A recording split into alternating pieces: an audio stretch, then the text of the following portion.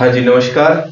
आज अपने third test जो सेकंड ग्रेड का प्रथम प्रश्न पत्र जो जीके वाली अपनी टेस्ट सीरीज चल रही है, उसमें तीसरा टेस्ट हो गया। 2 दिन बाद मैं इसलिए व्याख्या डालता हूं क्योंकि ऐप में चेक करने के बाद ये देखा जाता है कि लगभग बच्चे तो उसमें 300 के आसपास है और जल्दी अपने प्रयास ये करेंगे कि सभी की ना एक जो मेरिट लिस्ट है वो, क्योंकि कुछ बच्चे कहते हैं कि सर हाइट रखना, ये हम नए नए हैं, फिर नर्वस हो जाएंगे, कोई जानकार देख लेगा, इसलिए तो जल्दी क्या है कि उसकी जो मेरिट लिस्ट है प्रयास करेंगे कि उसमें अपने टेलीग्राम में डालें।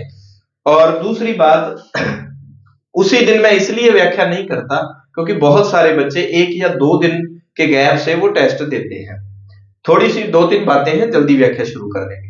और एक आपका सुझाव बता देना भाई, अगर आपको ये लगता है कि टेस्ट में जो काम 3 दिन में होता नहीं ज्यादा है, हालांकि मैंने जो है काम बहुत, मेरे हिसाब से औरों से बहुत कम किया है मैंने काम, फिर भी अगर आपको लगता है तो अपने क्या है कि शेड्यूल दोबारा जो है जारी कर देंगे, जिसमें क्या है एक एक दिन अप कर देंगे, एक एक दिन बढ़ा देंगे।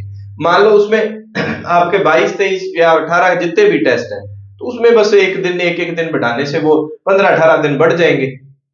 रिवीजन वाले में से कम कर देंगे, जैसे रिवीजन टेस्ट 5 दिन के गैप से है तो वो वैसे उस हिसाब से, तो जैसा अगर आपको कि 3 की जगह 4 दिन चाहिए तो आप बता देना, उस तरह से कर देंगे। और उम्मीद है टेस्ट का जो स्तर है आपको ठीक लग रहा होगा। फिर भी सुझाव दे देना कमेंट में कि अगर आपको ये लगता है कि टेस्ट में, अच्छा इसमें पहले बता देता हूं, जो थर्ड टेस्ट है इसमें एक सवाल में, एक प्रश्न में मिस्टेक थी और आगे प्रयास रखेंगे कि इसको जो है जो मिस्टेक रहित कर दें। दूसरी बात, इसमें मैंने अभी प्रयास किया है कि इंग्लिश के जो वोकैब है, इंग्लिश, क्योंकि जो इंग्लिश मीडियम के बच्चे हैं उनको दिक्कत आती थी, तो वो अभी मैंने स्टार्ट किया है। अगर मेरा इंटरव्यू जल्दी हो जाता है तो फिर फुल ही पेपर का जो है पैटर्न वो है दोनों लैंग्वेज में, बायलैंग्वेज कर देंगे। तो एक बार के लिए साइको को मैं इंग्लिश में दूंगा, क्योंकि साइको का अभ्यास आपका इंग्लिश से ही होना चाहिए। चलिए, और कमेंट करके आप थोड़ा सा बता सकते हैं पेपर के पैटर्न और स्तर के बारे में, अगर जो भी चेंजेस चाहिए आपको। चलिए पहला प्रश्न स्टार्ट करते हैं। राजस्थान में सबसे ज्यादा क्षेत्र में कौन से वन पाए जाते हैं? ये प्रश्न अपने आप में डिफिकल्ट हो जाता है आप लोगों के लिए, लेकिन ये कक्षा 6 में पता नहीं 7 में दिया हुआ है। और सबसे ज्यादा जो वन पाए जाते हैं वो कौन से हैं? वो पाए जाते हैं सुरक्षित, 56.56%, 56.56%। ताजा जो अभी 18वीं वन रिपोर्ट आई है, 18वीं वन रिपोर्ट बिल्कुल ताजा जो कब आई है, ये आई है दिसंबर 2024 में, दिसंबर 2024 में। हर 2 साल बाद वन रिपोर्ट आती है।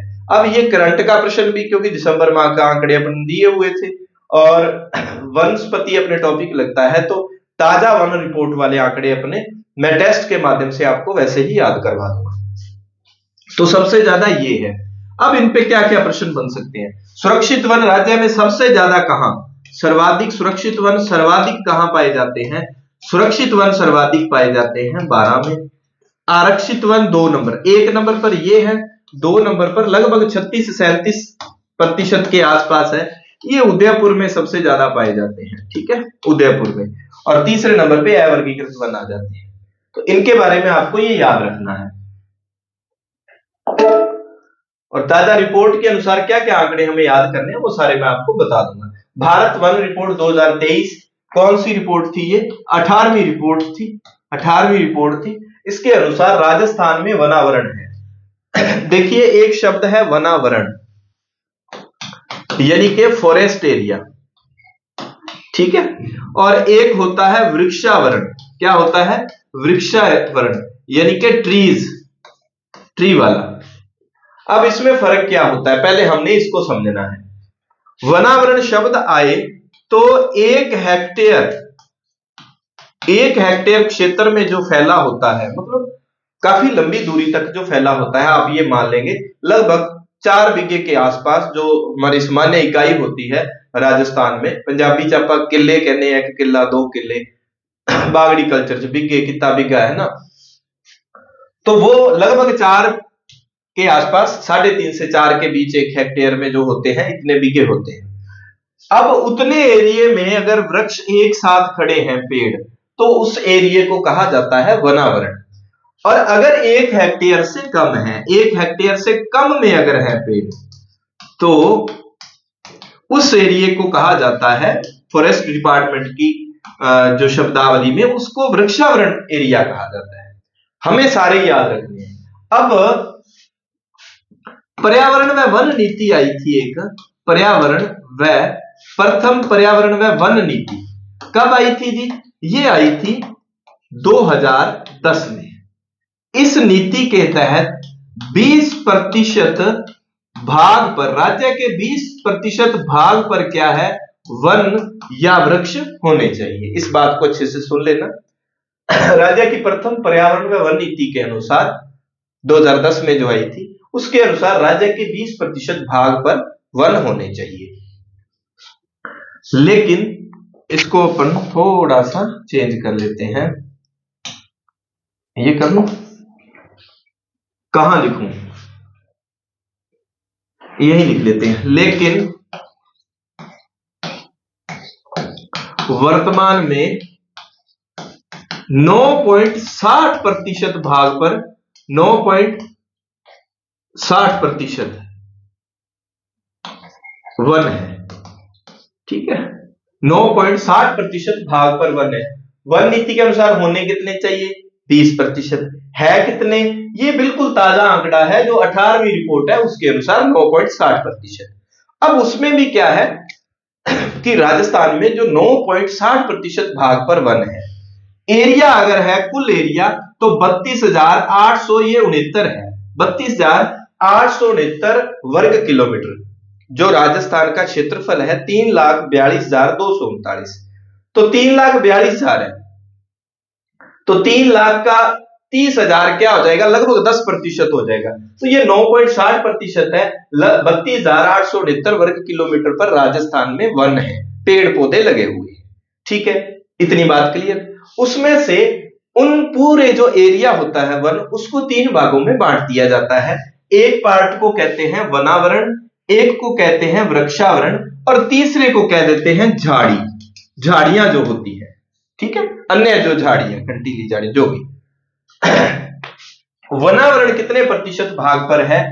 इसका ठीक उत्तर है बी, 16,548। अच्छे से याद रख लेना, क्योंकि इससे पहले जो 70वीं रिपोर्ट आई थी, अभी 24 में आई है, तो वो 22 में आई थी। उस रिपोर्ट के अनुसार राजस्थान में वनावरण था 16,655। अब कितना है? 16,648 वर्ग किलोमीटर। ठीक है, यानी कि 16,655 था, 16,548 है, यानी कि कम हो गए, जंगल पेड़ कटते जा रहे हैं। अब ये जो 16,548 है, तो इसको अगर प्रतिशत में माने 16,548 को, तो ये प्रतिशत कितना हो गया? 4.84%। ठीक है, 4.84% पर, मतलब ऐसा एरिया राजस्थान में जहां 1 हेक्टेयर तक पेड़ ही पेड़ है, वो कितना एरिया है राजस्थान के कुल क्षेत्र का, क्षेत्रफल का 4.84%, या हम कहें 16,548 वर्ग किलोमीटर कुल राजस्थान के क्षेत्रफल में से। वृक्षावरण कितने एरिया पर है? वृक्षावरण है 3.16%।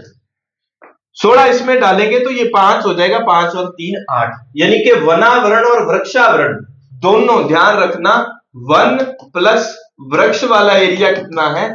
8% है। 484 है, 316 ये है। लेकिन वन कितने हैं? 9.60। तो झाड़ी वाला एरिया कितना आ जाएगा? 1.60%। उम्मीद है आपको ना ये काफी डिफिकल्ट चीजें होती हैं, एक बार के लिए हमें इतना जरूर ध्यान रखना है। वनावरण पूछे तो इतना है, वृक्षावरण पूछे तो इतना है। कुल राजस्थान के 32,869 वर्ग किलोमीटर पर वन है, वो राजस्थान के क्षेत्रफल का कितना है? 9.60 है। वन नीति के अनुसार कितने भाग पर वृक्ष होने चाहिए? 20%। बात क्लियर? चलिए आगे बढ़ते हैं। तो सॉरी, हौसला रखना, मेरा इंटरव्यू हो जाने दो, मैं आपको काफी सारे टॉपिक जो है, ये ज्योग्राफी, पोल साइंस, ये जीके वाला पार्ट है ना, लगभग अपन प्रयास करेंगे कि अच्छे से उसको करें। राजस्थान में सर्वाधिक अति सघन वन किस जिले में पाए जाते हैं? अब एक बात है, ये जो वनावरण है ना, वनावरण इतना गहराई में नहीं जाना अभी अपने को। वनावरण के आगे दो तीन टाइप होते हैं, एक होता है अति सघन, ठीक है, और एक होता है मध्य, एक खुला क्षेत्र, ऐसे करके आगे उसके प्रकार होते हैं। हमें उसमें नहीं जाना, ये जरूर याद रखना है, क्योंकि राजस्थान में सबसे ज्यादा वन क्षेत्रफल पूछा जाए तो भी उदयपुर है, अगर प्रतिशत पूछा जाए तो भी उदयपुर उत्तर है। और सबसे ज्यादा क्षेत्रफल किस जिले में वनों का, तो वो उदयपुर है, और प्रतिशत पूछा जाए तो उदयपुर है। निमन में पूछा जाए तो उत्तर निमन क्षेत्रफल चूरू, प्रतिशत में निमन तो भी चूरू, तो उदयपुर ज्यादा में और कम में चूरू है। लेकिन एक बात का ध्यान रखना कि वनावरण में अगर पूछा जाता है, वनावरण में अति सघन वाला पूछा जाता है, वनावरण का एक टाइप है, क्योंकि भी 1 हेक्टेयर में वन है, तो कई तो बिल्कुल आसपास, ठीक है, आसपास जो पेड़ होते हैं बिल्कुल पास, ठीक है, और कुछ होते हैं कि थोड़ी थोड़ी दूरी पर, कुछ होते हैं दूर दूर, बहुत दूर दूर। तो उसमें जो अति सघन वन है ना, इस बात का ध्यान रखना, अति सघन वन राजस्थान में सबसे ज्यादा कहां है, ये अलवर में है भाई। कहां पर है, अलवर में है। इनका कोई पूछता नहीं, वैसे ये दोनों उदयपुरी है इसका उत्तर। मैंने आपको यहां वो बातें याद करवानी है वनों या वृक्षों की जिसका उत्तर उदयपुर नहीं है, क्योंकि बाकी तो अपने को उदयपुर हम पढ़ लेते हैं। एक बात और है, झाड़ी वाले वृक्ष जो है ना वो सबसे ज्यादा पाली में है, झाड़ी वाले पाली में है। अगर पेड़ों का पूछा जाए सबसे ज्यादा किस जिले में प्रतिशत वनों का, तो 1 नंबर उदयपुर में है, और प्रतिशत में 2 नंबर प्रतापगढ़ का है, प्रतिशत में 2 नंबर प्रतापगढ़ का है। और अगर क्षेत्रफल में पूछा जाए कि सबसे ज्यादा वनों का क्षेत्रफल, तो क्षेत्रफल में 1 नंबर उदयपुर है, दूसरा शायद यहां अलवर आएगा भाई, दूसरा शायद यहां पर अलवर आएगा। प्रतिशत, अब देखो पैसे प्रतिशत होता है, यानी कि 1 नंबर पर दोनों तरफ उदयपुर है, लेकिन प्रतिशत में अगर वो पूछ लेता है थोड़ा सा क्रम 4 जिलों का, या दूसरा जिला पूछ दे कि निम्न में से किस जिले में सर्वाधिक प्रतिशत वनों का पाया जाता है, तो वो अलवर भी देगा, प्रतापगढ़ भी। प्रतिशत प्रताप, पैसे प्रतिशत होता है, पैसे ही प्रतापगढ़ होता है।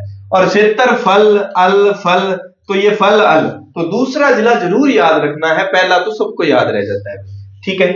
चलिए नेक्स्ट प्रश्न।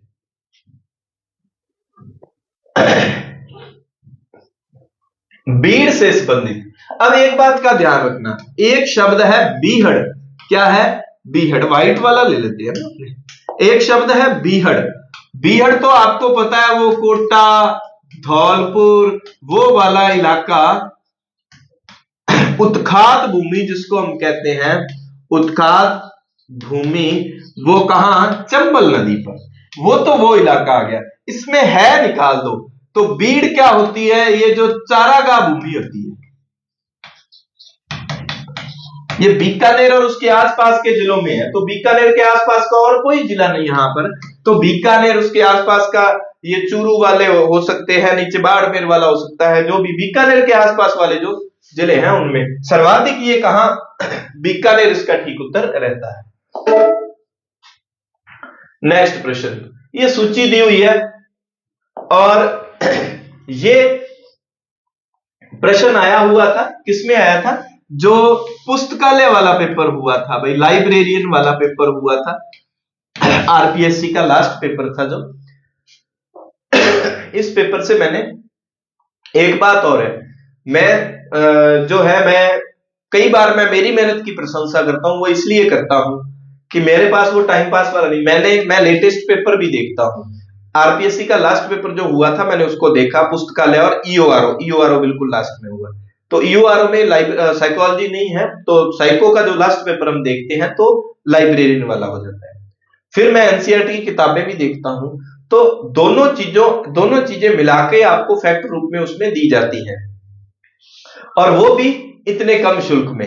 अब मेरा लालच बढ़ता जा रहा है, मैं शुल्क बढ़ा दूंगा, फिर मत कहना भाई, कोई आपके संगी साथी हैं तो उनको बोल देना। और दूसरा, मैं टेस्ट से पहले अब क्या है कि वीडियो शेयर कर दिया करूंगा कि ये वीडियो टेस्ट के काम की है, क्योंकि ये सारा वीडियो में करवाया हुआ था, मैं साइको की वीडियो भी शेयर कर दिया करूंगा, और सारी फिर आपका थोड़ा सा बढ़िया हो जाया करेगा रिवाइज। अब बंद बरेठा कहां पर है, भरतपुर में है, रामसर वन विहार धौलपुर में है, शेरगढ़ बारां में है और रामगढ़ विस्तारी बूंदी में है। ये धौलपुर वाले छठी सातवीं वाली जो बुक है उसमें 2-3 दे रखे थे। केसरबाग भी यहां पर है और एक वन विहार भी यहां पर है। तो हमने इसको कैसे याद किया था कि अब वो कौन सा आ गया, राम सागर। तो राम के वन में धौली केसर मिलती है, राम के श्री राम के वन में धौली केसर मिलती है। तो धौलपुर में राम सागर, केसरबाग, वन विहार, ये जो वन्य जीव अभ्यारण्य है ये बहुत बार पूछे जाते हैं धौलपुर वाले, वेरी इंपॉर्टेंट है। तो ये मिलान करना था, मिलान कर दिया और इधर आप सूची में देख लेना। निम्न में से किन अभिलेखों से पृथ्वीराज चौहान तृतीय के बारे में। अब ये हिंदी ग्रंथ अकादमी की एक पतली सी, बिल्कुल पतली सी बुक है, राजस्थान हिंदी ग्रंथ अकादमी की। तो ऑथेंटिक किताबों की जो बातें छूट जाती हैं, हम नहीं पढ़ पाते, तो वो मैं आपको दो तीन प्रश्न हर टेस्ट में ऐसे डालूंगा ताकि आपको फैक्ट मिल जाए, आप चीजें याद रख पाए। इसका उत्तर तो ये है, कोई बात नहीं, ये उत्तर है, क्योंकि इसमें ना ये मैंने अपनी तरफ से ये अभिलेख मिलाया है, इससे कुछ भी संबंधित नहीं है। यानी कि 1 2 3 4 5 6 अभिलेख जो है ये 6 के 6 पृथ्वीराज चौहान से संबंधित है। और आपने बहुत गाइडें पढ़ी, लेकिन ये 6 अभिलेख एक साथ आपको कहीं भी नहीं मिलेंगे। उस पतली सी बुक में एक लाइन में सीधा सीधा इनका सन भी दिया हुआ है, तो सन अपने काम का नहीं है। इसमें विशेष बात जो हमारे याद रखने की है, एक तो है मदनपुर अभिलेख। मदनपुर के कुल 3 अभिलेख मिले हैं। पृथ्वीराज चौहान ने चंदेलों को हराया, चंदेलों को परास्त किया। चंदेल कौन था? चंदेल परमर्दी देव, परमर्दी देव चंदेल। जिन्होंने वीडियो नहीं देखी भी, मैंने वीडियो करवाई है। हिस्ट्री के तो टॉपिक आगे जो चल रहे हैं वो वीडियो आपको मिलेगी, उनकी करवाई हुई है। परमर्दी देव चंदेल, जिनके जो सेनापति थे अलाउद्दीन थे क्या कौन, तो वो परमर्दी देव चंदेल जो था उसको हराकर बुंदेल इनकी राजधानी पर उसने अधिकार किया था पृथ्वीराज चौहान ने, और पृथ्वीराज चौहान ने परमर्दी देव चंदेल को हराया। इसका कोई ऑथेंटिक अगर कोई सोर्स मिला है ना, तो वो एकमात्र मदनपुर अभिलेख इसकी जानकारी देता है। इसलिए मदनपुर अभिलेख भाई इंपॉर्टेंट हो जाता है। क्योंकि पृथ्वीराज चौहान जो राजा है ये अच्छे से मेंशन करके दिया हुआ है ग्रेड 1 ग्रेड 2 में, तो अपने आप में काफी फेमस राजा है। तो ये बदला अभिलेख, फलोदी अभिलेख, मदनपुर अभिलेख, उदयपुर अभिलेख, चीरवा लेख और बैराथल। ये बैरथल अभिलेख में उसकी गुजरात विजय की जानकारी मिलती है। इतना डीप तो गुजरात विजय वाला तो चलो कोई नहीं, ये जरूर याद रखना में, ठीक है। तो ये तथ्य आपको उपलब्ध करवाने थे, आपके लिए बहुत ही मतलब ज्यादा मेहनत की जाती है ताकि आपको ज्यादा से ज्यादा तथ्य उपलब्ध करवाए जाए। अब ना ऐसा कुछ ही नहीं है कि मैं 2-4 मेरे कोई स्टूडेंट्स को कह दूं, नहीं, ऐसा कोई भी काम नहीं है, कम कर लेंगे। इसलिए मैं ग्रेड 3rd की टेस्ट सीरीज नहीं चला पाया। हाँ, एक वीक में वो दे दूंगा जो 3rd ग्रेड की तैयारी करने वाले हैं। 1st ग्रेड का अपन ने शुरू ही नहीं किया, मेरा खुद का सब्जेक्ट था, फिर भी शुरू नहीं कर पाया। कारण क्या था? इतना समय नहीं मिल पाता। निम्न में से अजय राज के बारे में असत्य कथन लिखें। 1111 13 से 33 वाला अजय राज अजमेर को, यह चौहानों के साम्राज्य निर्माण का काल माना जाता है। अजय राज का आप कमेंट करके बताना, मैंने पढ़ाया है आपको, किसने ये कहा कि ये चौहानों के साम्राज्य निर्माण का काल था। इसमें मालवा के नरवर्मन को हरा के उसके सेनापति को बंदी बनाया था। जलहण कलहण कौन सा था? वो जलहण था क्या नाम था उसका जिसको बंदी बनाया था। इसके सोने के सिक्कों पर एक तरफ अजय प्रियदर्शी तथा दूसरी तरफ अजय देव व सोमलेखा नाम मिलता है। इसने चालुक्य नरेश सिद्धराज की पुत्री से विवाह नहीं किया। बिल्कुल सही बात है, ये गलत है। क्यों? क्योंकि सोने के नहीं, उसके चांदी के सिक्कों पर यह नाम मिलता है कि एक तरफ अजय प्रियद्रम अजय और एक तरफ अजय प्रियद्रम नहीं, ये भी लिखने में मिस्टेक हो गया। एक तरफ तो क्या था? लक्ष्मी का चित्र है, लक्ष्मी का चित्र है, और दूसरी तरफ अजय देव या अजय प्रियद्रम और उसकी रानी सोमलेखा का कभी कभी कहीं कहीं नाम जो है मिलता है। ठीक है, इस तरह से ये आता है। तो यहां पर आप थोड़ा सा कट करके एक तरफ लक्ष्मी का तो वो पूछ सकता है ना, लक्ष्मी का चित्र एक तरफ जो है बना होता था, दूसरी तरफ पत्नी का भी नाम और ये भी नाम आता है। सोने के नहीं, ये चांदी के सिक्के थे, इसलिए ये बात असत्य हो जाती है। और चालुक्य नरेश सिद्धराज की पुत्री से विवाह किसने किया था? तो विवाह किया था भाई अरुणोराज ने। वो अरुणोराज के बारे में बात आती है। नेक्स्ट प्रश्न, प्रथम चौहान राजा जिसने महाराजाधिराज की उपाधि धारण की थी? वाकपति राज प्रथम, सिंहराज। इसका देखो, वाकपति राज की उपाधि पहला राजा जिसने महाराज की उपाधि धारण की, ठीक है, इसके बारे में। और पृथ्वीराज प्रथम पहला राजा जिसने महाराजा धीराज परमेश्वर की उपाधि धारण की। महाराजा धीराज परमेश्वर की उपाधि धारण की। गोविंद राज तृतीय की उपाधि क्या थी? वैरीघट, शत्रु संहारक जिसको कहते हैं। ये उपाधियां जरूर याद रखना। इसका ठीक उत्तर है सिंहराज। पृथ्वीराज प्रथम वही राजा है ना भाई जिसने जो ब्राह्मणों को लूटने आए थे चालुक्य 700 चालुक्यों को जो मौत के घाट 700 चालुक्यों का वध किया था। पृथ्वीराज प्रथम वही है, महाराजा धीराज परमेश्वर।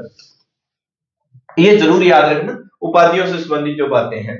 ये प्रथम बार महाराज इसने धारण की, तो ये सारी प्रथम बार है, ठीक है, इस चीज को याद रखना।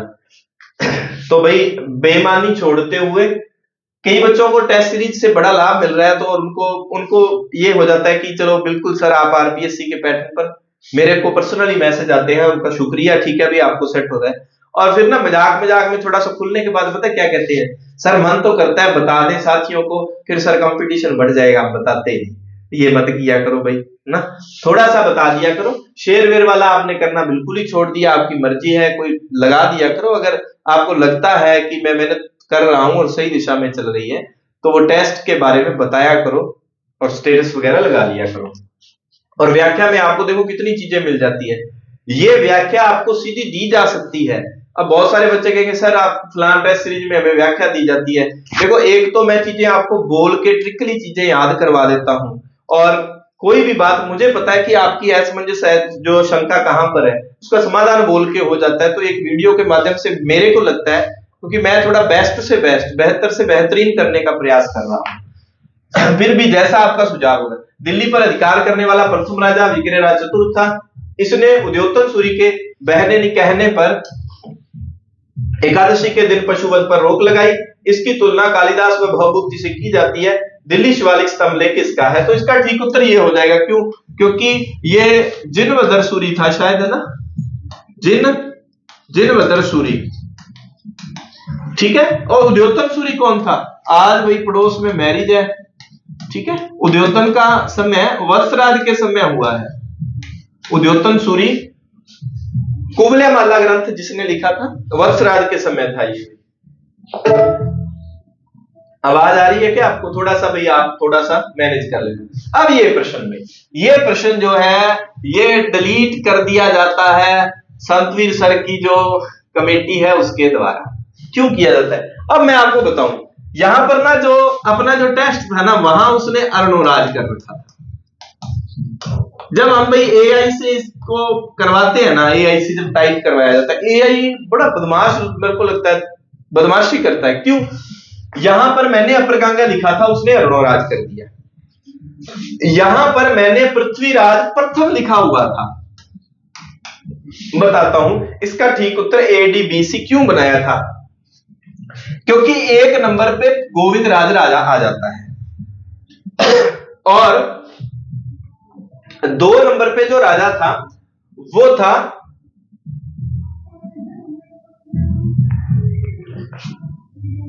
एडीबीसी। ये लो, अब इसको ही करते हैं अपन लोग। पहले जो है उसको ही, इसको अरुणोराज मान लो भी, यहां पर अरुणोराज है, बाद में गुरलाल सर ने सही किया हुआ है, ये इसको ही कर लेते हैं। 1 नंबर पे गोविंद तृतीय वैरीघट वाला, और 2 नंबर पे विक्रयराज बीसल देव जो है, और अरुणोराज अगर करेंगे तो फिर वो डी लास्ट में चला जाएगा, और 3 नंबर पे ये आ जाएगा, और 4 नंबर पे अरुणोराज आ जाएगा। मैंने आपको करवाए हुए हैं, वहां से आप अच्छे से देख लेना। तो इसका फिर उत्तर क्या हो जाएगा? ए डी और बी सी। ए डी हाँ ये रहा ए डी ऐसा कैसा हो रहा है? रुको रुको रुको रुको, अच्छा ये 2 नंबर पर आएगा। गोविंद तृतीय, पृथ्वीराज तो इसके बाद आएगा, विग्रहराज चतुर्थ के बाद। एडीबीसी तो फिर यहां है ऑप्शन में। अच्छा गुरलाल सर ने सेट ही कर दिया भाई, एडीबीसी ये सही उत्तर है इसका, एडीबीसी है। बाकी मैंने क्लास आपको पढ़ाई थी अच्छे से, वहां देख लेना इसका। अच्छा गुरलाल सर ने ये करेक्शन कर दिया, ठीक है। अब आगे पॉलिटी को मैं खतरनाक से खतरनाक बनाने का प्रयास करता हूं, और वो चीजें जो मुख्य इसके तथ्य हैं वो, ताकि आप याद कर सको। तो इसका ठीक उत्तर ये तो भाई आया हुआ प्रश्न ही उठाया मैंने, इसमें मैंने कोई कलाकारी नहीं की, राष्ट्रपति द्वारा नियुक्त किया जाता है। इसका ठीक उत्तर ये है। प्रधानमंत्री और मुख्यमंत्री दोनों बराबर रख के याद किया करो, राज्यपाल और राष्ट्रपति दोनों बराबर रख के याद किया करो। मंत्रिपरिषद सेंटर वाली और ये दोनों सेम है, अनुच्छेद याद रख लिया करो बराबर रख के। प्रधानमंत्री के कर्तव्य कहां है? 48 में है, और मंत्रिपरिषद और पीएम की नियुक्ति 75 में, ठीक है, ये मिलती है। इसका 78 है। फिर प्रधानमंत्री के याद रख लेना कि 7-8 कर्तव्य होते हैं। फिर ये प्रश्न भी आया हुआ दिया है मैंने, राष्ट्रपति किसकी सलाह पर, नहीं थोड़ा सा इसमें करेक्शन किया है, आपातकाल घोषित करता है। इसका ठीक उत्तर है मंत्रिमंडल की सलाह पर। चलिए एक ना भाई आपने काम करेंगे, आपकी सच दुविधा, आपके प्रश्नों को मैं लेता हूं। वहां बहुत सारे जो है चैट बॉक्स में बहुत सारे आप मैसेज कर रहे होते हैं, सभी का रिप्लाई करना पॉसिबल नहीं है, देर सवेर मैंने पढ़ लिया।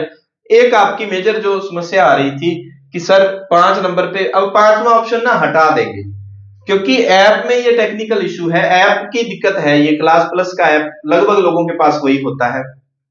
प्रयास कर रहे हैं कि अनुत्तरित उत्तर को वो ऑप्शन ना मानते हुए जो जिस तरह से आरपीएससी सेट करती है वैसा कर दे तो ठीक हो जाएगा। नहीं तो कुछ बच्चे जो नए हैं वो कहते हैं कि जो नहीं आ रहा वो हम क्या है 5वां ऑप्शन ई भर देंगे, खाली छोड़ेंगे तो नंबर काटे जाएंगे। 5वां ऑप्शन ई वैसे ही दिया है, अगर 5वें ऑप्शन में अनुत्तरित, आरपीएससी का पेपर आएगा 5वें में अनुत्तरित लिखा है, आपको चारों में से उत्तर नहीं आता तो आपको अनुत्तरित भरना जरूरी है, वहां आप खाली नहीं छोड़ सकते। यहां अगर ऐप की बात करें तो ऐप में अभी हम 5वां ऑप्शन हटा देंगे, क्योंकि आपको बहुत सारी असमंजस रहती है, बहुतों के तो वो दिक्कत हो जाती है, प्रश्न गलत हो रहे हैं। तो 5वां ऑप्शन आप भूल जाना, 4 पे अभ्यास करेंगे।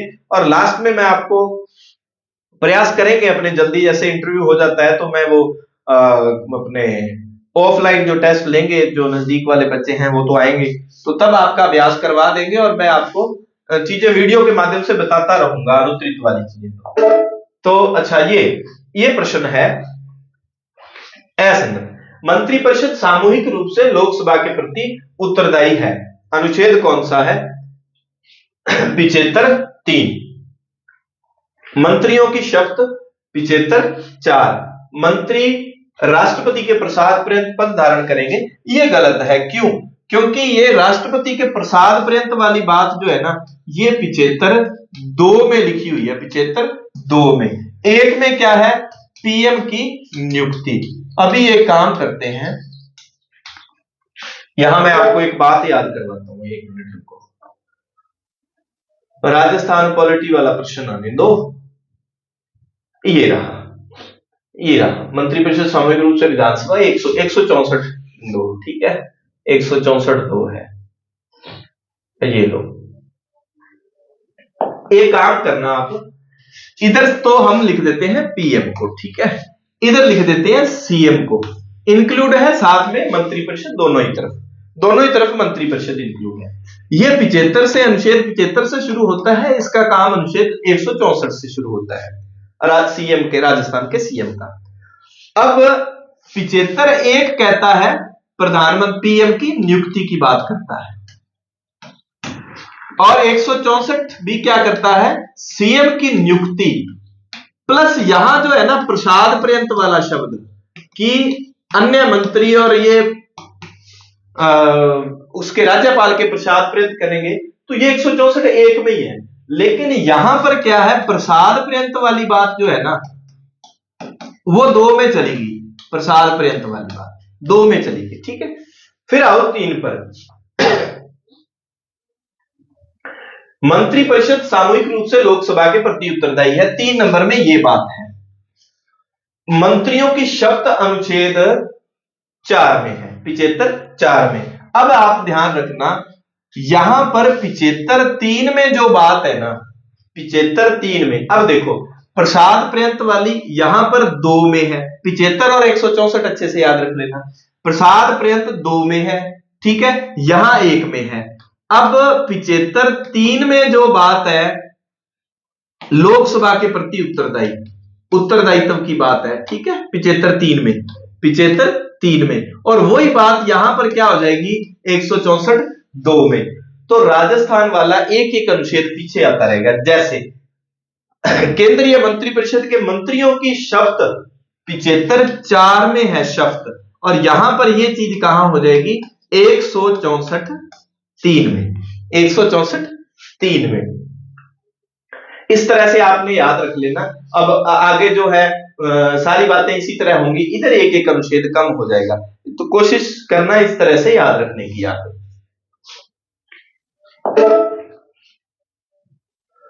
मंत्रिपरिषद की सदस्य संख्या लोकसभा का कितने प्रतिशत होती है?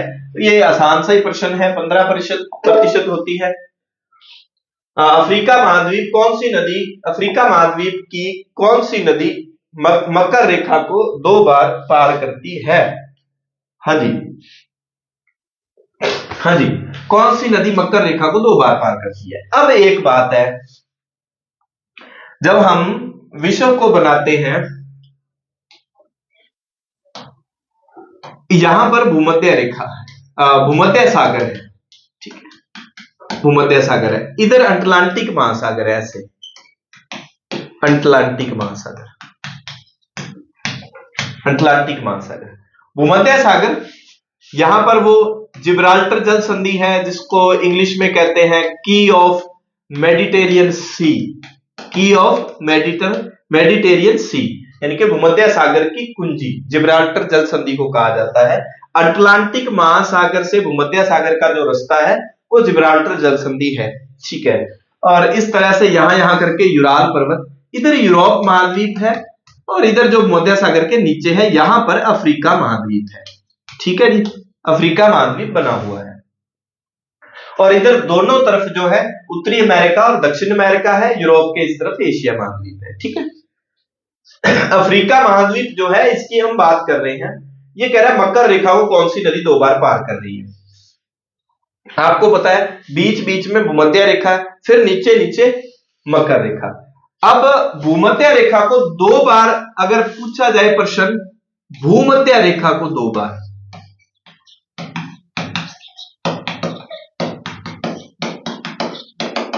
तो इसका उत्तर आ जाएगा जायरे नदी।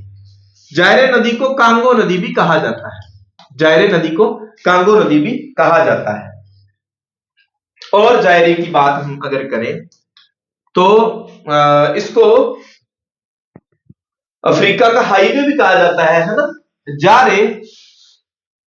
और इस पर क्या क्या है, इंगा बांध है, इंगा बांध बना हुआ है, और क्या है, स्टेनले जलप्रपात है, स्टेनले जलप्रपात, और कौन सा है, लिविंगस्टोन, लिविंगस्टोन जलप्रपात है। मैं इसको मिटा देता हूं, यहां लिखता हूं।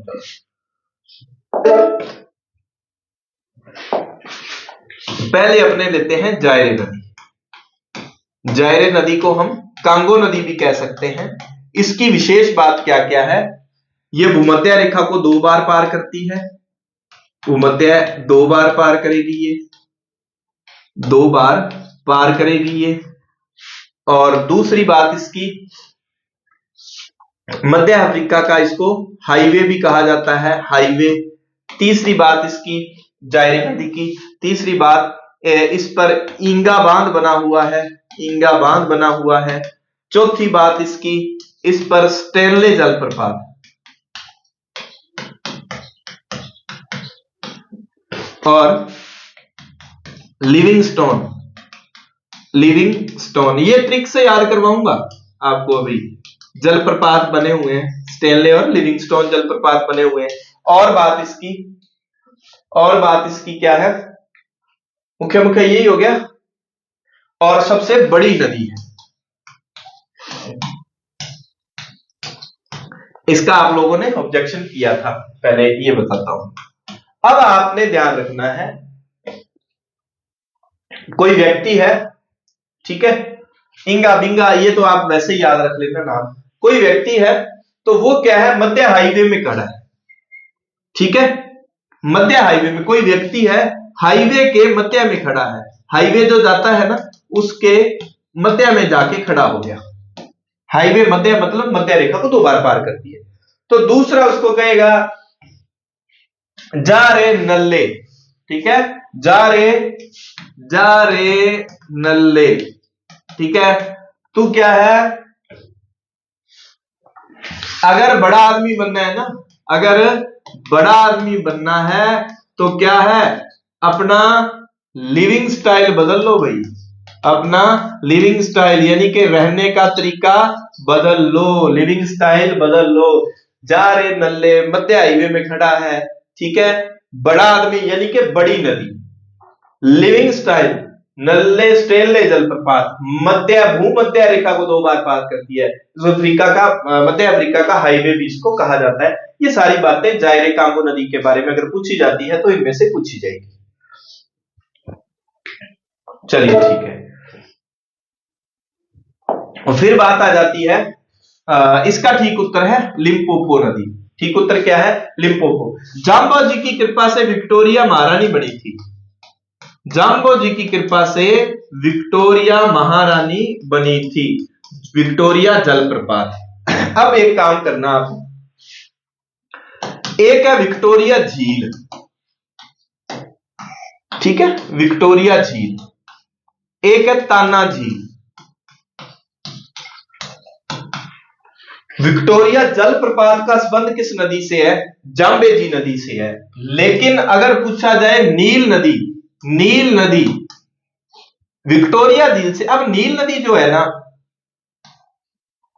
नील नदी का जब उद्गम होता है तो 2 नदियों से निकल के एक नदी आती है, इसको कहते हैं ब्लू नील और इसको कहते हैं श्वेत नील, ब्लू नील और इसको कहते हैं श्वेत नील। ये यहां पर आके मिल जाती हैं, यहां से इसका कॉमन नाम हो जाता है नील नदी, नील नदी हो जाता है।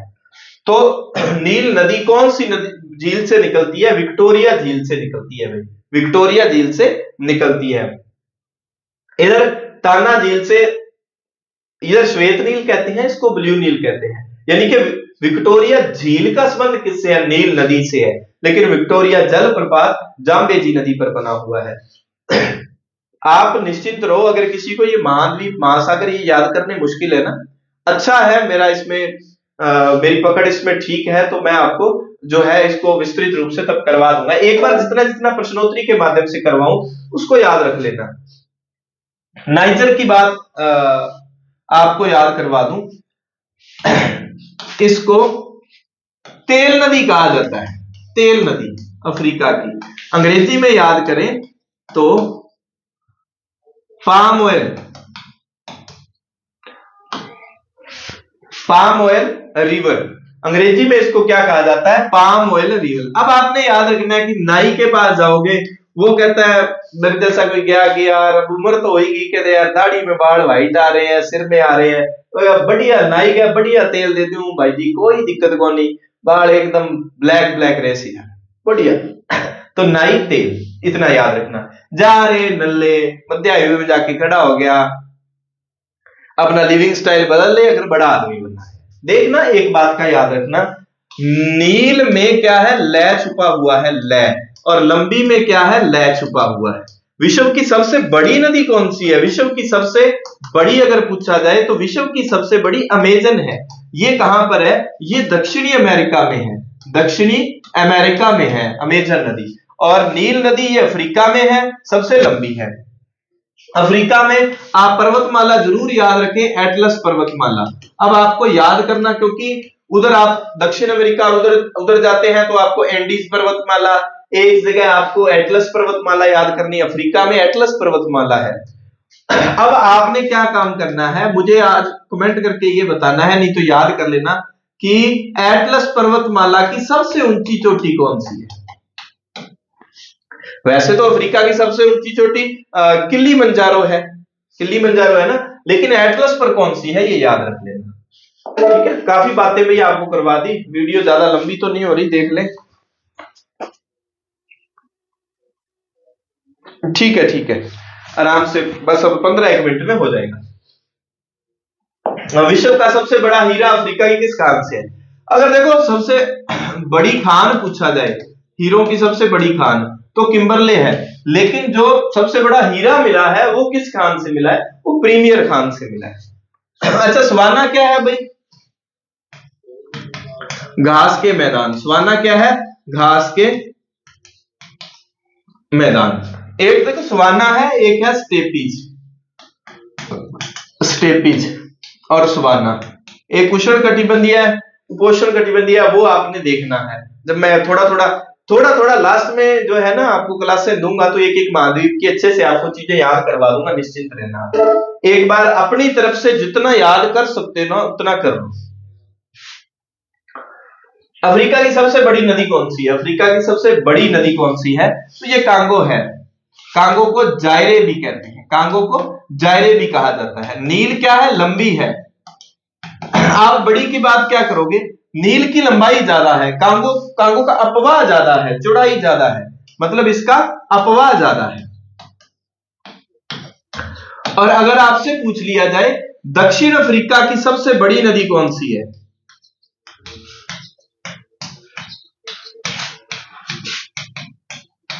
सबसे लंबी और बड़ी दोनों ही चीजें हैं बड़ी नदी, तो उत्तर आएगा ओरेन। क्योंकि अफ्रीका महाद्वीप जो है ऐसा करती है और यहां अफ्रीका महाद्वीप है, तो अफ्रीका का जो इधर एक देश पाया जाता है दक्षिण अफ्रीका, अफ्रीका के बिल्कुल दक्षिण में एक देश पाया जाता है जिसका नाम है दक्षिण अफ्रीका। तो उसका पूछा है कि वो जो देश है अफ्रीका महाद्वीप में दक्षिण अफ्रीका, उसकी सबसे बड़ी नदी कौन सी है? ओरेन है। बात समझ आ गई, क्लियर होगी ना? अफ्रीका महाद्वीप का नाम है, जब वो दक्षिण अफ्रीका शब्द दे तो एक देश की बात कर रहे हैं, न कि एक महाद्वीप की। और एक काम करना, अब सभी जब आप पढ़ो तो जरूर याद रखो, नील नदी पूछे तो कौन से देश से संबंधित है, कोई ओरेन पूछे, कांगो पूछे, जायरे कांगो जायरे, ये पूछे तो इन देशों का झील कौन सी झील कौन से देश में, ये थोड़ा सा याद कर लिया करो। कौन सी अफ्रीका की सबसे ऊंची चोटी है? इनमें अगर इनमें क्योंकि निम्न में से पूछा है, वैसे अगर सबसे ऊंची चोटी पूछा जाता है आपको, सबसे सातों महाद्वीप की सबसे ऊंची चोटियां जरूर याद रखना है, कोई नदी जरूर याद रखना है सातों महाद्वीप में, झीलें जरूर याद रखना है सातों महाद्वीप में, सातों के सातों महाद्वीप में घास के मैदान, 5-5 महाद्वीप में तो जरूर याद रखना है कहां पर घास के मैदान को क्या कहते हैं, लोकल की जो हवाएं चलती हैं उनको क्या कहा जाता है, चक्रवातों को। सबसे ऊंची अगर चोटी पूछी जाए तो माउंट किलिमंजारो, माउंट किलिमंजारो।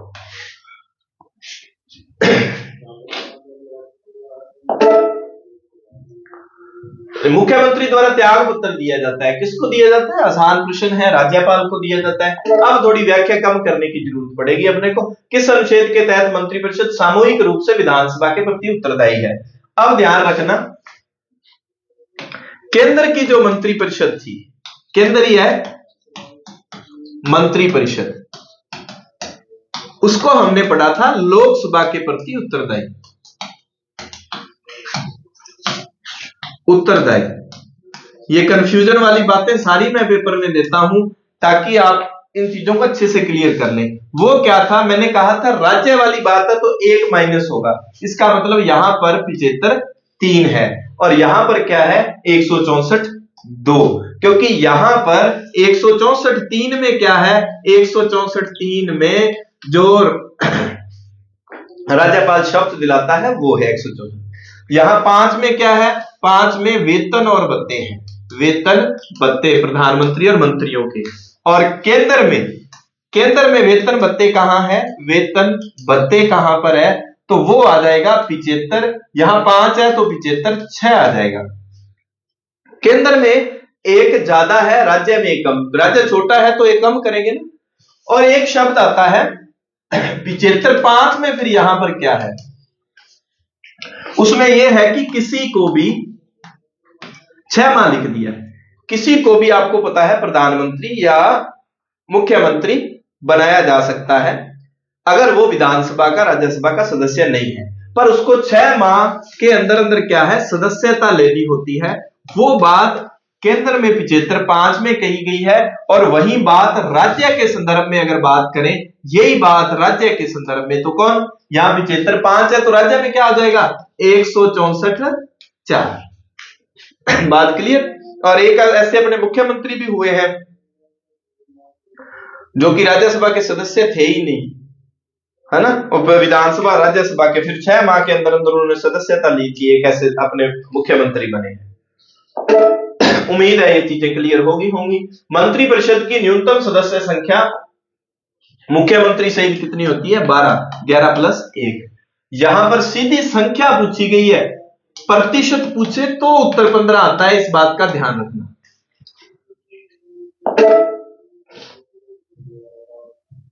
मुख्यमंत्री के संबंध में कथन है, मुख्यमंत्री के संबंध में असत्य कथन है, असत्य कथन पूछा गया है।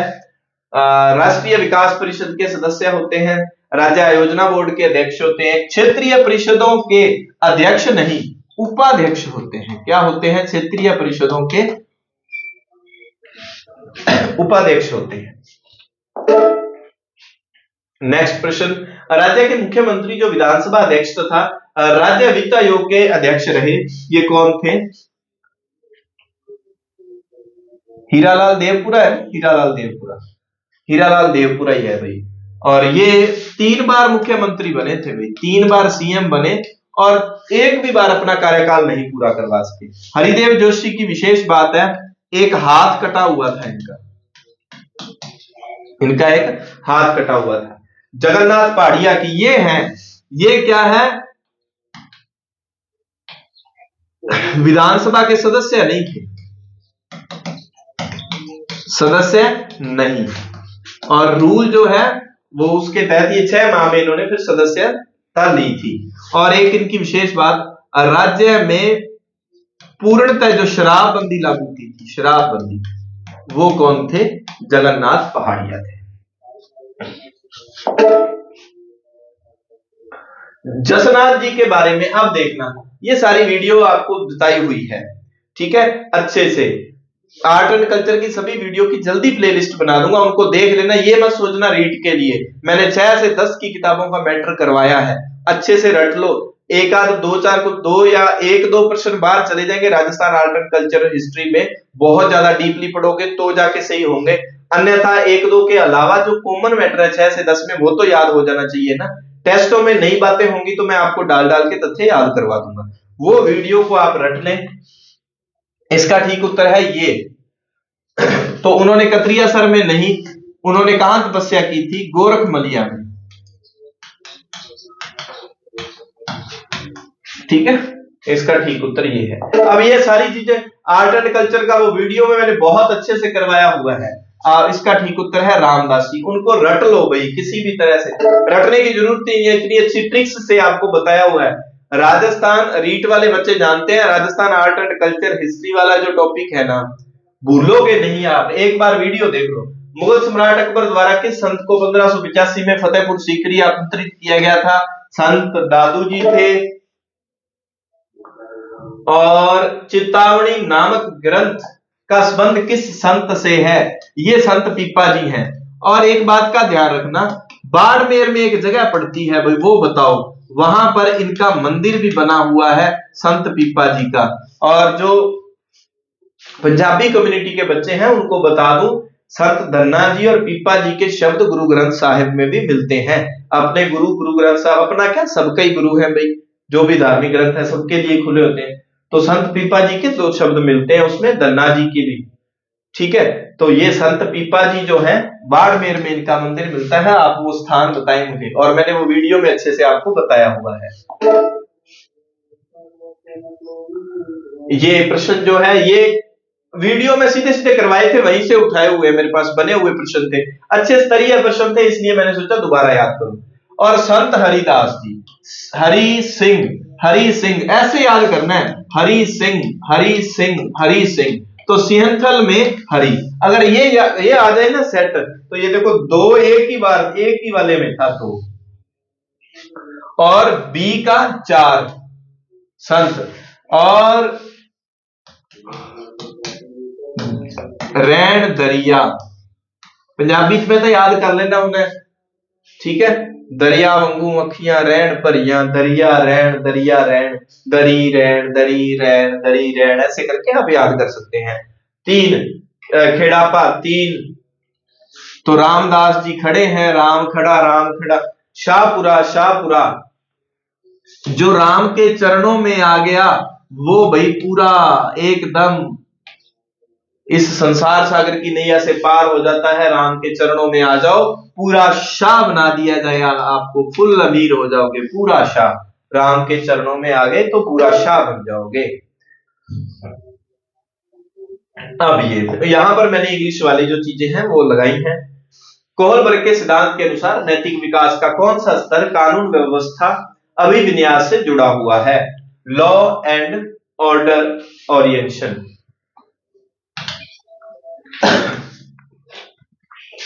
अब यहां पर मैंने आपको क्या चीज बतानी थी, एक बात का ध्यान रखना, ये पुस्तकालय वाले पेपर में आया हुआ प्रश्न था। हाँ, पुस्तकालय वाले प्रश्न में।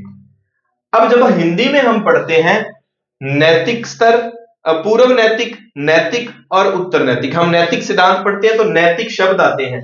ध्यान रखना, नैतिक विकास शब्द दिया जाता है, लेकिन हिंदी में नैतिक शब्द का अर्थ होता है मोरल। जो कि अब वो पूछ सकता है निम्न में से कौन सा कोहलबर्ग ने नहीं दिया, आप कहोगे पूर्व नैतिक तो था ही था, रूढ़िगत आपको अजीब लगते हैं। इसलिए मैं कहता हूं इंग्लिश में याद करो, कन्वेंशनल, प्री कन्वेंशनल, कन्वेंशनल और पोस्ट कन्वेंशनल। अब प्री कन्वेंशनल को हिंदी में पूर्व नैतिक नहीं लिखा जाएगा, हिंदी में प्राक रूढ़िगत या प्राक परंपरागत लिखा जाएगा। कन्वेंशनल को नैतिक नहीं, रूढ़िगत या परंपरागत लिखा जाएगा, और पोस्ट कन्वेंशनल को उत्तर रूढ़िगत लिखा जाएगा, उत्तर नैतिक स्तर हिंदी में जो सही वर्जन नहीं है, क्योंकि जब नैतिकता का इंग्लिश में करेंगे तो मॉरल आ जाता है, नैतिक एथिकल या मोरल ऐसे करके अपने याद करते हैं। तो कन्वेंशनल का सही जो शब्द है वो ये है। अब आपको पता है 3 और 2, एक में 2 अवस्थाएं होती थी, तो कुल 6 हो जाती हैं, और 3 लेवल हम उसको जब याद करते हैं। कोहलबर्ग विकास के सिद्धांत पर एक मैंने वीडियो बनाई हुई है, जिसमें मैंने इनको अच्छे से, प्याजे पर तो अकेले पर वीडियो बनाई है, और मुझे लगता है जिन बच्चों ने प्याजे की वीडियो देख ली वो शायद प्याजे का प्रश्न गलत नहीं करेंगे। विकास के सिद्धांत मैंने एरिक एरिक्सन का मनोसामाजिक सिद्धांत है, और जो है अपने बात करें इसका कोहलबर्ग वाला सिद्धांत हो गया, और भी जितने सिद्धांत है विकास के मुख्य सारे अच्छे से मैंने करवाए हुए हैं, उस वीडियो को देख लेना। इसका ठीक उत्तर जो है रूढ़िगत सिद्धांत है, कन्वेंशनल, अच्छे से वहां पर ना हिंदी में एक में 2 स्टेप, कुल 6, अब 3 स्तर हैं या 6 स्तर हैं, वो अच्छे से वीडियो एक बार जरूर देख लेना। आपने साइको बहुतों से पढ़ी, बहुत अच्छे विद्वान है साइको के, मुझे साइको का मैं सीधा कहता हूं इतना नॉलेज नहीं है, पर मेरे को ये पता है कि उसको याद कैसे करना, सीधा सा हिसाब है। तो विकास के सिद्धांत अवस्थाएं, प्याजे है, कोहलबर्ग है, व्यागोत्स्की है, एरिक एरिक्सन है, ये आप भूलोगे नहीं। जो यूरी ब्रॉन ब्रेन फैनर जो है, जिसका पारिस्थितिकी मॉडल है जो, वो वाला, ये भूलोगे नहीं आप कभी, इतनी गारंटी लेता हूं। आप वीडियो जो 2 है अच्छे से देख लेना, एक का नाम विकास के सिद्धांत है, एक जीन प्याजे की, फुल गारंटी है इस बात की। और मैं इस पर ट्रिक लगाता हूं इंग्लिश वोकैब पर, हिंदी में नहीं याद करवाता मैं, और मुझे इंग्लिश आती नहीं, पर मुझे पता है कि इंग्लिश को याद रखेंगे साइको में मात नहीं खाएंगे, रीट वाले बच्चों को पता ही है। प्याजे के संज्ञानात्मक विकास के सिद्धांत में एक प्रक्रिया जिसमें एक बच्चा अनुभव को समझने के लिए अपने स्कीमा को रूपांतरित व संशोधित करता है। प्याजे वाली वीडियो आपने अच्छे से देखी होगी, तो हमने स्कीमा को क्या बताया था, और फिर हमने यहाँ एससीमी से हमने सिम को निकाला था, अकमो में से हमने मोबाइल को, कि जब हम पूर्व ज्ञान के आधार पर कोई बात कहते हैं, मैंने बच्चे का उदाहरण दिया था कि बच्चे ने कोई बड़ी भेड़ देखी थी और गाय को देख के वो कहता है कि इतनी बड़ी भेड़, तो वो मतलब पहले वाले के सहारे जो कोई चीज का उत्तर देता है तो वो एसिमिलेशन, आत्मसातीकरण हम कहते हैं। लेकिन जब उसको पता चलेगा भेड़ दी ये अलग है, तो हमने कहा था मोबाइल जिसमें मोह हो, सिम बदले तो मूल ढांचा तो वही रहेगा, मतलब उसमें कुछ वो नहीं हुआ। और जब हम मूल ढांचे में परिवर्तित उसको बदल ही देते हैं, क्या करते हैं हम, ट्रांसफर कर देते हैं या उसको मॉडिफाई कर देते हैं, जो जो स्कीमास होती हैं उनको ट्रांसफर या मॉडिफाई करते हैं, तो उस सिचुएशन को, उस टर्म को हम क्या कहते हैं, अकोमोडेशन कहते हैं। इंग्लिश में याद करो, अच्छे रहोगे। हिंदी में रीट में भी आपने देख लिया कि भाई इनके कुछ भी नाम हो सकते हैं। तो ये वीडियो जरूर देख लेना प्याजे वाली, आपको पता चल जाएगा कि साइको का अपना स्तर कैसा रहता है। एरिक एरिक्सन का मनोसामाजिक सिद्धांत अच्छे से करवाया हुआ है, ये भी जो लाइब्रेरी वाले एग्जाम में शायद आया हुआ था। जो था स्वायत्ता बनाम लज्जा से पहले और बाद की अवस्था कौन सी है, ऐसी अवस्था चूज करनी है जो स्वायत्तता बनाम लज्जा, सक्सीड, ऑटोनॉमी वर्सेस शेम। ठीक है, तो उस सक्सीड क्या, ये रहा ऑटोनॉमी वर्सेस शेम। ठीक है, स्वायत्ता बनाम लज्जा या शक से पहले और बाद वाली अवस्था कौन सी है, तो इसका उत्तर था ये वाला, ये वाला। अच्छे से वो वीडियो देख लेना, भूलोगे नहीं। Trust versus mistrust and initiative versus guilty, जो अपराध और दोष वाली अवस्था में जाता है। एक एक अवस्था को देसी उदाहरण से अपने इंग्लिश में आपको इनको याद रखना है भाई। ठीक है, ब्याजे के अनुसार किस अवस्था में बालक में पलटावी गुण, रिवर्सिबिलिटी, ये अच्छे से बताया हुआ था। बालक स्कूल से विद्यालय बता देता है, विद्यालय से स्कूल कितनी दूरी पर है ये नहीं बताता, और ये तीसरी अवस्था में ये गुण बच्चे में आता है। अब देखो, ये स्थूल शब्द हिंदी में आ जाता है, ठोस आ जाता है, मूर्त आ जाता है, लेकिन इंग्लिश में एक ही वर्ड रहेगा, वो क्या रहेगा, कंक्रीट। क्या रहेगा, कंक्रीट रहेगा। तो ये कंक्रीट को याद रख लेना इसका ठीक उत्तर। अब मैं इसकी व्याख्या अच्छे से करके, तो इतना वीडियो को लंबा नहीं करना, क्योंकि इसकी व्याख्या उस क्लास में, एक क्लास है जीन प्याजे की, उसको देख लेना। प्याजे के देखो एक तो कम से कम ही, यानी तो दो प्रश्न कई बार आ जाते हैं। प्याजे की मदद से बहुत सारी चीजें क्लियर होगी। बाह्य नियंत्रित व्यवहार से आंतरिक नियंत्रित व्यवहार की ओर होने वाले विकास। भाई मान लो पहले जब बच्चा छोटा होता है तो दूसरों ने जो दंड या कानून व्यवस्था बना दी, जो लॉज बना दिए, जो कानून बना दिए, उसके बदौलत चलता है। फिर बच्चा धीरे धीरे बड़ा हो जाता है जब, तो वो थोड़ा सा स्वतंत्र रूप में काम करना लगता है। तो ये कॉल्सबर्ग का नैतिक विकास का सिद्धांत है, उसमें ये चीजें होती हैं। ये सारे के सारे करवाए हुए हैं एरिक्सन। ये किसमें वीडियो होगी, डिस्क्रिप्शन में इसका लिंक डाल देंगे। ठीक है, कौन सा घटक, और टेलीग्राम, संतवीर सर टेलीग्राम वाला जो चैनल है उसको ज्वाइन कर ले, वहां पर भी इसका लिंक डाल देंगे। कौन सा घटक अधिगमकर्ता के सामाजिक विकास में सहायक है, इसका ठीक उत्तर है बुद्धि। बुद्धि। चलिए नेक्स्ट, दिसंबर 2024 को अंतर्राष्ट्रीय दिव्यांगजन दिवस के अवसर पर राष्ट्रपति द्रौपदी मुर्मू द्वारा राजस्थान के कौन से जिलों को राष्ट्रीय दिव्यांगजन सशक्तिकरण पुरस्कार से सम्मानित किया गया, सलूम्बर और डूंगरपुर। अब देखो, नए जिलों से प्रश्न बनने शुरू हो गए, नए जिले। इसकी मैंने आज ना अभी वीडियो बनाने से पहले 8 जिलों को पढ़ा। ट्रिक क्या बनी थी मैंने, सल्लू जारा कोटपुतली था, फ्लो में अभी बनाई थी ताजई, ये फ्लो। ठीक है, सल्लू जारा, फ्लो में कोट मत बाड़ो। ठीक है, दीदी डांटेगी, दीदी ब्याह में नहीं जाने देगी, ये डांटेगी काट देते हैं। दीदी ब्याह में नहीं जाने देगी।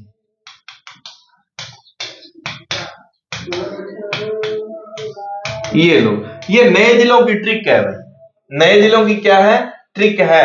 सल्लू से सलूम्बर, जारा से तिजारा खैरथल वाला, फलो से फलोदी, कोट से कोटपुतली बहरोड, बालो से Balotra, D D D D को क्या पढ़ना है? डी डी, दो जले हो जाएंगे डीग वाला और डीडवाना वाला, दो जले हो जाएंगे डीग वाला डीडवाना वाला। और ब्याह से ब्यावर, यानी कि 1 2 3 4 5, इधर 6 और इधर 7 और इधर 8। सल्लू जारा फ्लो फ्लो में कोट मत बाड़ो, दीदी ब्याह में नहीं जाने देगी। ठीक है, तो ये सलूम्बर एक नया जिला। 59 में ऑल इंडिया एथलेटिक्स टूर्नामेंट में पूजा बिश्नोई ने कितने, ये जोधपुर की है जो, स्वर्ण जीतकर बेस्ट एथलीट का, तो ये 4 स्वर्ण लगे थे इसके।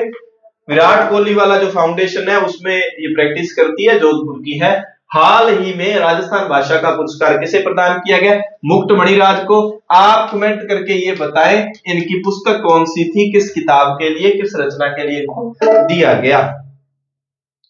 नेक्स्ट प्रश्न, 28 दिसंबर 2024 को गठित गाइडलाइन के अनुसार निम्न में से कौन सा नवगठित जिला नहीं है? और एक बात और है, ये जो लास्ट में मैंने एक करंट अफेयर्स का पेपर रखा है, पूरा करंट, तब तक इंटरव्यू हो जाएगा मेरा, और पूरे करंट का एक क्लास में सुपड़ा साफ करेंगे, अच्छे से करवाऊंगा आपको एक नहीं तो 2 क्लासें रख लेंगे शॉर्ट में जो है। तो कौन सा जिला नहीं है? अब देखो, बाड़ो, दीदी, ब्याह में जाने से तो सांचौर नहीं है। कम से कम हमें ये तो बताओ ना, नए जिले कौन कौन से हैं। हाल ही में राजस्थान सरकार ने प्रधानमंत्री मातृ वंदन योजना के तहत की जाने वाली राज्य सरकार ने बढ़ाकर इसको भी 6500 कर दिया है। कितना कर दिया है? इसका ठीक उत्तर है 6500। नेक्स्ट प्रश्न,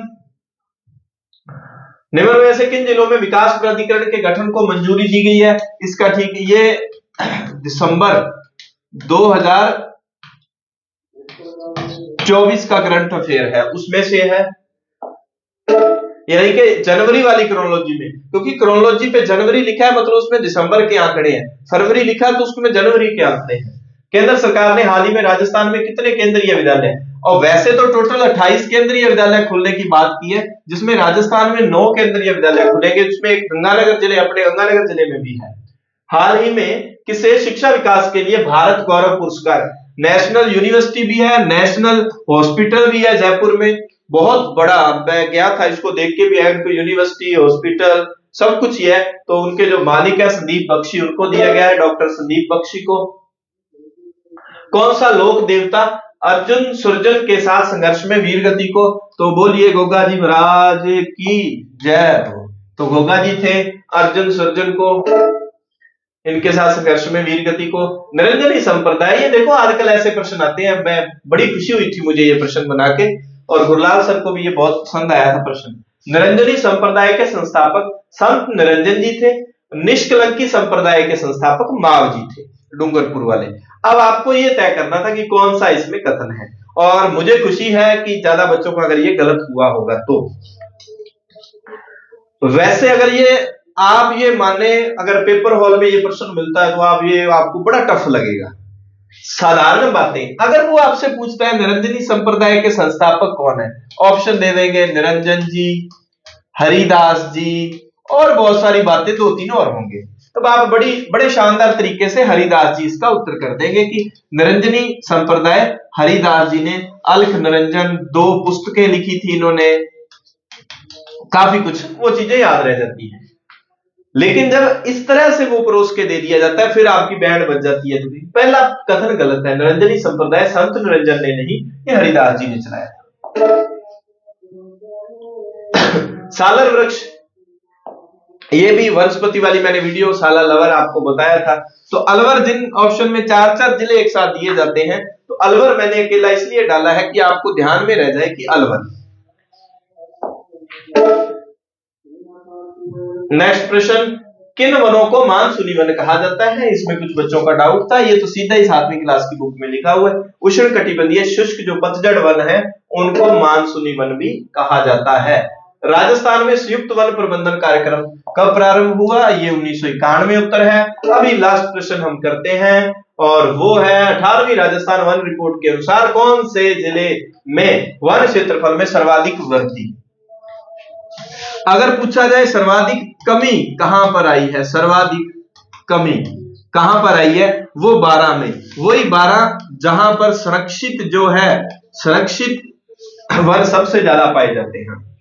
तो इसका ठीक उत्तर है सीकर। ध्यान रखना, सबसे ज्यादा वृद्धि अगर क्षेत्रफल में पाई गई है तो वो सीकर में, कमी कहां पाई गई है? वो 12 में, सबसे ज्यादा वन उदयपुर में, सबसे कम चूरू में, क्षेत्रफल में सबसे ज्यादा उदयपुर में, और दूसरा अलवर आता है, और प्रतिशत में सबसे ज्यादा उदयपुर के बाद दूसरा क्या आता है? पै वाला आता है। कौन सा था पै वाला? प्रतापगढ़ था। ठीक है, और वीडियो थोड़ी बहुत शेयर कर दिया करो, अपने बहन भाई साथियों का भला कर दिया करो रे, है ना। इतनी मेहनत की जाती है, और टेस्ट की फीस धीरे धीरे बढ़ाएंगे, लालच पड़ रहा है भाई, क्या करें। ठीक है, मेरा नहीं बढ़ रहा, निश्चिंत रहो आप। ठीक है, आप शेयर कर दिया करना। मिलते हैं नेक्स्ट क्लास में। धन्यवाद, जय हिंद, जय भारत।